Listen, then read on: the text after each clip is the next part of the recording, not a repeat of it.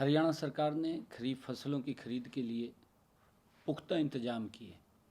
27 सितंबर से धान की खरीद एमएसपी पर शुरू की गई। कुछ मंडियों में धान की जल्दी आवाक होने के कारण हमने किसानों के हितों को ध्यान में रखते हुए एक सप्ताह पहले खरीद शुरू करने का फैसला किया। भारत सरकार के निर्देशानुसार फसलों की खरीद एमएसपी पर करनी सुनिश्चित की है। किसानों को इस बार मंडी गेट पर भी इंतजार नहीं करना पड़ा। इसके लिए हरियाणा राज्य कृषि विपणन बोर्ड ने मंडी गेट पर पास लेने के लिए एक नई व्यवस्था लागू की। इसका किसानों को बड़ा फायदा हुआ है। किसानों ने मोबाइल ऐप द्वारा स्वयं ही घर बैठे आसानी से डिजिटल गेट पास बनाया, जिससे उन्हें मंडी गेट पर अन्य गेट पास प्राप्त करने की आवश्यकता नहीं पड़ी।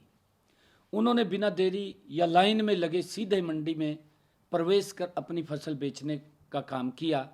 हमारी सरकार ने फसल का भुगतान के लिए भी संपूर्ण व्यवस्था बनाई। फसल खरीद के बाद 72 घंटे के अंदर अंदर किसानों के खाते में सीधा पैसा पहुंचाने का काम हमारी सरकार ने किया है। इस खरीफ सीजन में धान के लिए मेरी फसल मेरा ब्यौरा पोर्टल पर 4,84,927 किसान पंजीकृत हैं। इस बार धान खरीद के लिए 60 लाख मीट्रिक टन खरीद का लक्ष्य रखा गया। अब तक 50,46,000 मीट्रिक टन धान की खरीद की गई है, जिसकी एवज में किसानों को 11,296 करोड़ रुपए की राशि का भुगतान सीधा उनके खाते में दिया गया है। यही बात कांग्रेस को हजम नहीं हो रही है। किसानों के हितों को दम भरने वाली कांग्रेस के लिए किसानों का नहीं बल्कि उनका अपना स्वार्थ सर्वोपरि है।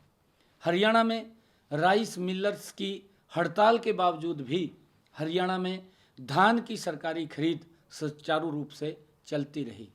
हरियाणा ने पंजाब से कई गुना अधिक धान की एमएसपी पर सरकारी खरीद कर किसानों को बड़ी राहत देने का काम हमारे हरियाणा के किसानों को किया है। अगर हम ध्यान करें, अन्य राज्यों में किसानों को एमएसपी पर फसलों की खरीद करवाने के लिए आंदोलन करना पड़ा। हम अपने पड़ोस राज्य में अगर देखें, पंजाब के अंदर, जबकि हरियाणा में हमारी सरकार ने पुख्ता इंतजाम किए और किसानों की फसल का एक एक दाना हमारी सरकार के द्वारा खरीदा जा रहा है। हरियाणा सरकार ने किसान हितैषी निर्णय और फसल खरीद के लिए मंडियों में किए गए इंतजामों को देखकर पड़ोसी राज्यों के किसान भी हरियाणा की मंडियों में अपनी फसल बेचने के लिए इच्छुक हैं। हमारी सरकार ने आड़तियों के हितों के लिए भी काम किया है।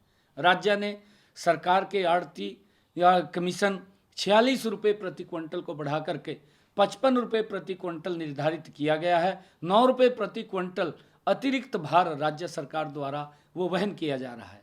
हमारी सरकार ने सभी राइस मिलर्स की भी समस्याओं का हर संभव समाधान करने का काम किया है। प्रदेश में सीएमआर डिलीवरी के लिए भी सभी राइस मिलर्स को 31 अगस्त तक 62 करोड़ 58 लाख रुपए बोनस दिया गया है। इसके अलावा हाइब्रिड किस्म के धान के आउट टर्न रेशो का मामला भी भारत सरकार के समक्ष हमने रखा है, क्योंकि पिछले दिनों जब हमारे बीच में सभी राइस मिलर्स के अधिकारी आए, उनकी विषय को हमने सुन करके केंद्र सरकार के समक्ष रखने का काम हमारी सरकार ने किया है। हरियाणा सरकार ने खाद की उपलब्धता के लिए भी पुख्ता इंतजाम किए हैं, क्योंकि कांग्रेस के द्वारा दुष्प्रचार किया जा रहा है। कांग्रेस और कुछ लोग इस प्रकार के कांग्रेस के नेता किसानों को गुमराह करने का काम कर रहे हैं, जबकि सच्चाई यह है कि हरियाणा में खाद का पर्याप्त स्टॉक उपलब्ध है और उसका वितरण भी सही तरीके से सुनिश्चित किया जा रहा है। प्रदेश में लगभग 24 लाख हेक्टेयर क्षेत्र में गेहूं और 10 लाख हेक्टेयर क्षेत्र में सरसों की फसल बोई जाती है और किसानों को आवश्यकता अनुसार खाद उपलब्ध कराया जा रहा है। राज्य में डीएपी स्टॉक पिछले वर्ष की मांग के बराबर ही है। मैं आपको बताना चाहूँगा कि पिछले वर्ष 1 अक्टूबर से 9 नवंबर तक डीएपी की खपत 1,46,152 मीट्रिक टन थी। इस बार 9 नवंबर 2024 तक 1,54,540 मीट्रिक टन की खपत हो चुकी है।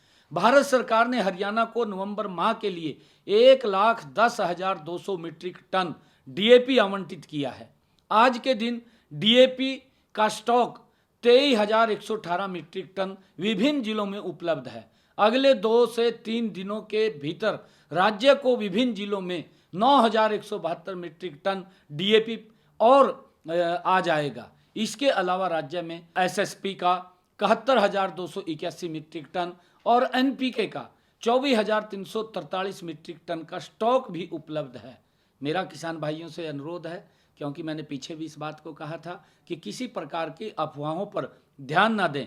मैं किसान भाइयों को आश्वस्त करता हूं कि हमारी सरकार डीएपी की निरंतर आपूर्ति सुनिश्चित करने के लिए प्रतिबद्ध है, ताकि रबी की फसल की बुआई में किसानों को किसी भी प्रकार की दिक्कत का सामना न करना पड़ा।